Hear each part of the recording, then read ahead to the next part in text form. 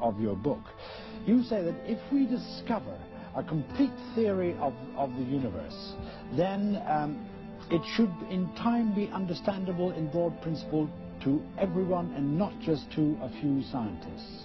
And when that happens, all of us will be able to start discussing the why rather than the how.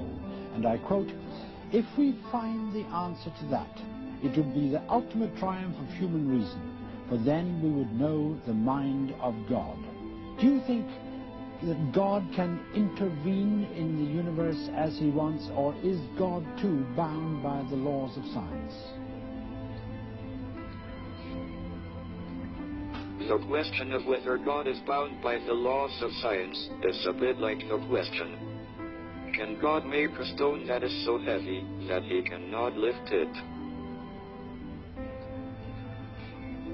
I don't think it is very useful to speculate on what God might or might not be able to do. Rather, we should examine what he actually does with the universe we live in.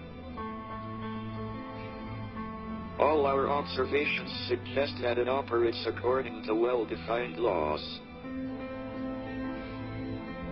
These laws may have been ordained by God, but it seems that he does not intervene in the universe to break the laws, at least not once he had set the universe going.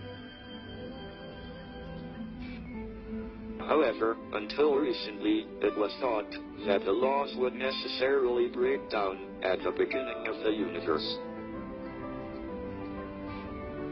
That would have meant that God would have had complete freedom to choose how the universe began.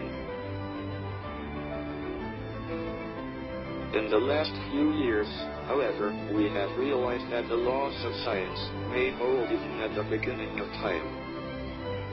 In that case, God would have had no freedom.